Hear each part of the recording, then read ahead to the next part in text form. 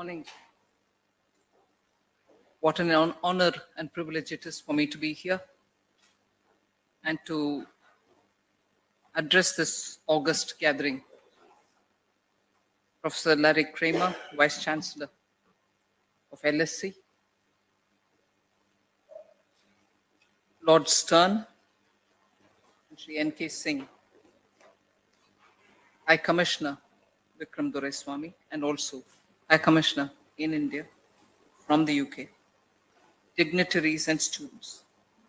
It's a great privilege indeed, and a pleasure to be in London School of Economics, although we are hosting it in India House today, which has produced generations of world-class scholarship and erudition.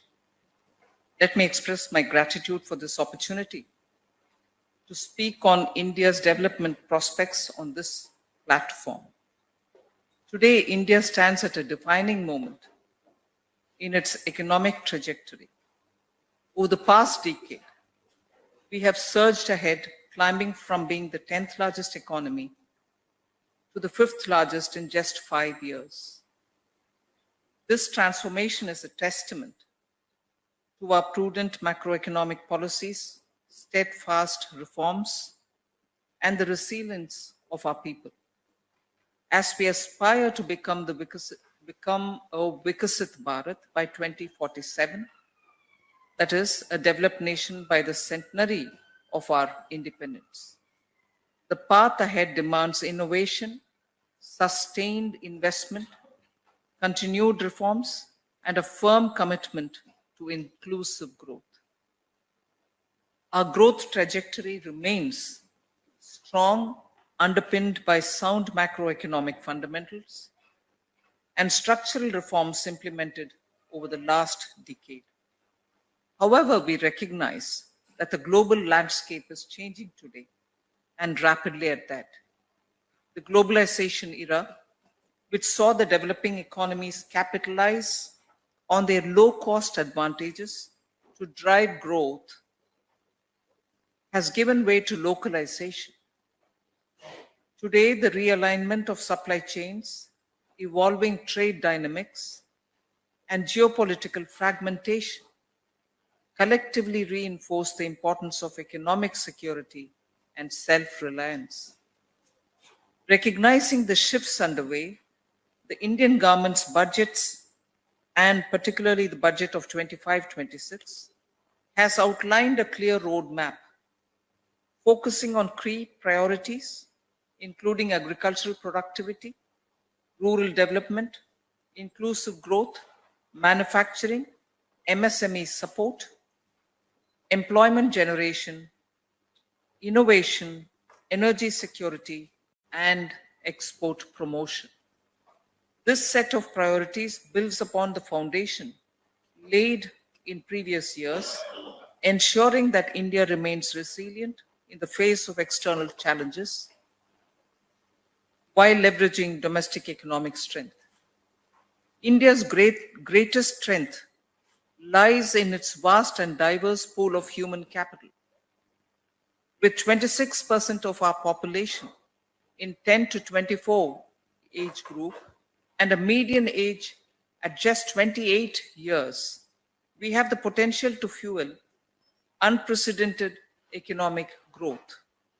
While the demographic profile is highly favorable, the challenge lies in addressing the skilling and employment needs of such a large population to make them future ready. This challenge assumes greater dimensions in the face of rapidly changing technological demands, particularly on our workforce, particularly again with the increasing penetration of artificial intelligence. The hardening of attitudes to immigration and demands for wage parity with domestic labor impart an additional dimension to India's employment imprint. The government is doing its best to address this challenge. Initiatives such as the Skill India, Startup India, and the National Education Policy 2020, that is, form the foundation for nurturing a skilled and innovative workforce. India's AI mission has generated global optimism and India's presence on the World AI platform has become significant. The expansion of Atal Tinkering Labs in schools will nurture a spirit of innovation among students, while the National Centers of Excellence for Skilling, announced in the Union budget, will provide industry-relevant training to the youth. Other initiatives like internships for 1 crore youth over 5 years, employment-linked incentive schemes, and wage support for freshers, among others, reflect our commitment to securing gainful employment for the people of India. Labor reforms, measures to enhance the ease of doing business, infrastructure development are creating an environment conducive to entrepreneurship and job creation. The realization of the ambition for Vikasit Bharat 2047 remains closely linked to global economic developments, as you would understand. Over the last 2.5 decades, globalization has presented India with unprecedented opportunities in trade, in investment, and also in technical advancement. As a trusted investment destination, India has attracted cumulative gross FDI, that is the foreign direct investment inflows, exceeding $1 trillion since 2000. Investor-friendly policies, a vibrant innovation ecosystem, and improving global competitiveness continue to attract capital and technology into our country. Given its global interconnectedness, the Indian economy is not isolated from the global risks and challenges arising due to geopolitical tensions, trade disruptions, and financial market volatility. The IMF reports a 3-fold increase in new trade restrictions since 2019, and the UNCTAD World's Investment Report 2024 highlights a 2% decline in global FDI in 2023. Navigating these headwinds requires strategic policy interventions with a strong emphasis on strengthening domestic capabilities and capacities. In this phase of a rapidly evolving global policy landscape, with a number of imponderables, the government's conviction is that the most effective path to building economic resilience is to foster domestic efficiencies and competitiveness. The last 2 union budgets have laid out a multi-sectoral policy as an agenda to drive sustained growth. Key development measures focus on enhancing agricultural productivity, strengthening manufacturing capabilities, and providing robust support for small and medium enterprises. And these measures are capable of driving investment, productivity, and economic growth. Infrastructure development has been a cornerstone of our policy agenda over the past decade. The Union government's capital expenditure has been raised by 4.3 times from 2017-18 to 2025-26 budget. This significant increase has led to a qualitative transformation in India's physical infrastructure. Since 2014, the national highway network has expanded by about 65%. The number of operational airports has more than doubled, and maritime and rail connectivity has vastly improved. The Prime Minister's Gati Shakti National Master Plan is strengthening multimodal connectivity, streamlining trade, and reducing logistics cost. As a result, India's ranking in the World Bank's Logistics Performance Index has risen from 54 in 2014 to 38 in 2023. We earnestly hope that private investment, both in partnership with the public sector and on its own, picks pace gradually. Alongside physical infrastructure, The development of public digital infrastructure has been transformative. Over the last decade, the initiatives such as UPI, Aadhaar, and the JAM Trinity have revolutionized financial inclusion, formalized the economy, and enhanced efficiency across sectors. The digital revolution also presents challenges such as cybersecurity threats, digital literacy gaps, and unequal access to technology. The government is addressing these concerns through initiatives like Digital Saksharata Abhiyan for digital literacy and data protection laws for privacy and security, and the latest announcement, that is BharatNet for rural connectivity.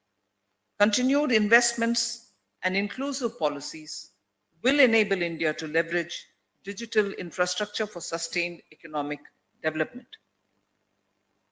Climate change is one of the defining challenges of our time. Our pledge is to achieve net zero emissions by 2070, underscores our resolve to balance economic growth with environmental sustainability.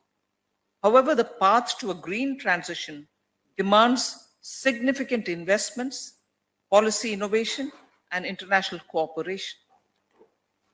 Our ambitious renewable energy goals depend on overcoming hurdles like energy storage costs, grid stability, and dependencies on critical minerals. We can overcome these obstacles by encouraging innovation in battery technology and supporting domestic manufacturing of renewable energy components. The government is actively promoting green finance, sustainable urban development, and climate resilient infrastructure. The train of climate change may have left the station already, and hence adapting to its effects, such as heat waves and flooding, commands a higher priority. Further, resources have trade-offs as well, and the industrial revolution and the successful development of today's advanced nations were based on abundant, cheap energy. Therefore, our approach to energy diversification and reducing fossil fuel dependence has to be pragmatic, recognizing their fiscal growth and security implications. As India embarks on transformative reforms to achieve Viksit Bharat, strengthening governance structures and state capacity is non-negotiable. One of the most notable advancements has been the digitization of public services. With initiatives like the direct benefit transfer, streamlining subsidies, reducing leakages, and ensuring targeted welfare delivery.